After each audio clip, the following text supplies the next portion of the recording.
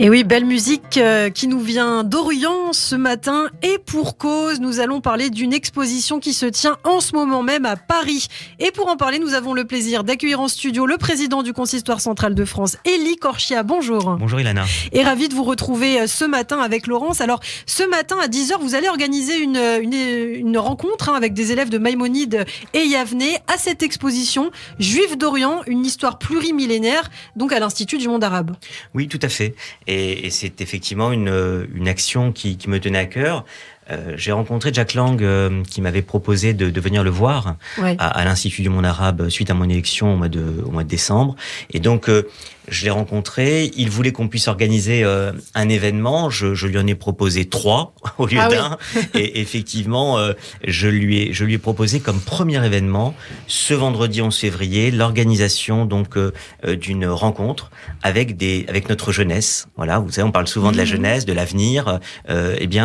Il me paraissait essentiel que la jeunesse, puisse aussi rencontrer, visiter, parcourir cette exposition remarquable. C'est la première fois, c'est une exposition événement. Ouais. Vous en avez beaucoup parlé à votre antenne, dans la presse aussi. C'est une exposition événement qui a fait grincer quelques dents, puisque quelques personnes mal intentionnées, si j'ose dire, avaient fait une pétition en s'offusquant que l'Institut du monde arabe puisse faire une exposition sur les Juifs. Oui, et aussi avec le soutien d'organisations israéliennes. Et aussi avec le soutien d'organisations israéliennes. Mais on voit bien là encore une fois que sous couvert d'antisionisme, c'est un petit peu d'antisémitisme aussi qui a lieu, qui se révèle derrière tout cela. Nous sommes là pour soutenir cette exposition importante.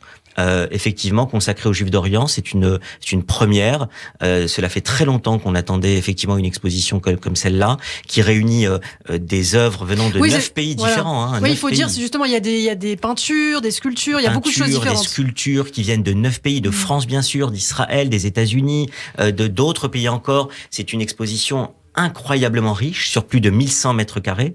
Et effectivement, il y a aussi des grands collectionneurs privés, notamment William Gross, qui est un grand collectionneur qui collectionne depuis 57 ans des livres, des cartes postales anciennes, des œuvres d'art, plus de 700 objets. Il a participé aussi à cette exposition en amenant certaines de ses œuvres.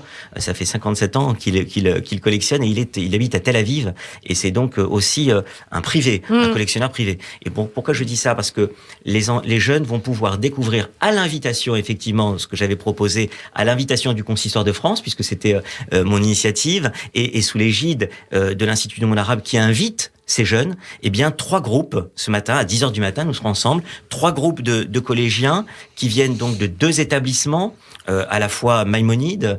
Corinne Lafitte, la proviseure de Maïmonide, a tout de suite réagi positivement lorsque je lui ai proposé effectivement cette action pour notre jeunesse dans le cadre de cette exposition, qui se termine le mois prochain. Oui, donc il reste encore un mois pour la visiter, à toutes celles et tous ceux qui nous écoutent. Et puis Eliaou Bellassène, le directeur du groupe Yavneh, qui lui aussi m'a dit excellente initiative. Donc plutôt que de faire 2 moments différents, on a décidé de réunir tous les jeunes. Donc ce sont des collégiens à 10h. Voilà, ce sont des collégiens qui seront réunis ce matin à 10h de 3e. On a fait 3 groupes différents et donc il y aura 3 conférenciers avec nous et avec Jack Lang. Nous recevrons à l'issue de la visite de l'exposition, nous recevrons ensemble les jeunes et nous recueillerons leurs sentiments avec les enseignants, avec les directeurs qui seront là, et nous discuterons effectivement avec eux là encore pour la transmission de notre histoire et de notre culture. Alors justement, vous avez emmené le livre issu de cette exposition édité chez Gallimard. Tout à fait. C'est le livre événement, le catalogue autour de cet événement, donc de cette exposition. C'est un livre remarquablement fait. Il est publié, comme vous l'avez dit, chez Gallimard et dans le cadre de cette exposition. Et on y retrouve, par exemple, ce qu'on peut y voir à l'exposition. Exactement. Et surtout, ce qui est intéressant, c'est que c'est fait par thème. Donc, on retrouve vraiment des thèmes sur différents pays, thématiques. Par exemple, là, je suis sur le thème Jérusalem et la place des Juifs dans l'Empire islamique.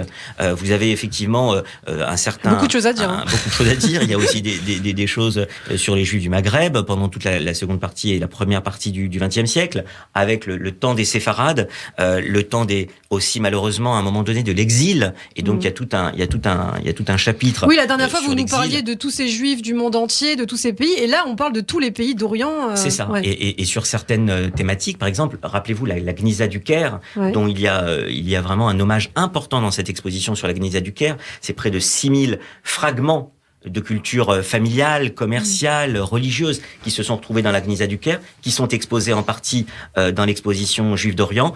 La Gnisa du Caire, ça remonte sur des éléments, donc sur des fragments qui remontent sur près de 10 siècles. C'est incroyable. Et puis toute la dernière partie de l'ouvrage est effectivement plus sur le temps des ruptures, les départs des Juifs.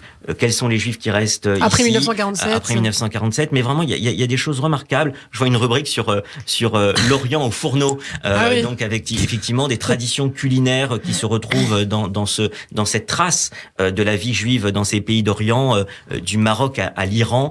Là encore, vraiment, je pense que celles et ceux qui voudraient se plonger parce qu'ils ont vu l'exposition, soit parce qu'ils ne l'ont pas vu et ils voudraient se garder une trace et parce que de cette expo. Beaucoup ignorent qu'il y a eu des Juifs dans ces pays pendant très très longtemps. Bien sûr. Et ce qui est important, c'est de montrer non seulement la présence des Juifs, mais aussi évidemment l'apport qu'ils ont contribué, auquel ils ont contribué à l'humanité parfois. Je pense par exemple à un autographe de Maïmonide, un autographe original de Maïmonide qui est exposé dans le cadre de cette exposition. C'est important aussi de comprendre à travers cette exposition le rôle qu'a pu avoir Maïmonide au sein de la société dans laquelle il vivait. Et c'est une aura qu'avait Maïmonide et qui continue d'avoir Maïmonide dans l'enseignement qui dépasse évidemment la région dans laquelle il se trouvait. Eh bien, c'est Juifs d'Orient, une histoire plurimillénaire. Et donc, aujourd'hui, avec des collégiens, ils vont découvrir cette exposition, en tout cas, à vos côtés. Merci beaucoup, Élie Korchia, président du Consistoire central de France. On a le plaisir de vous retrouver tous les vendredis matins sur Radio J. À bientôt.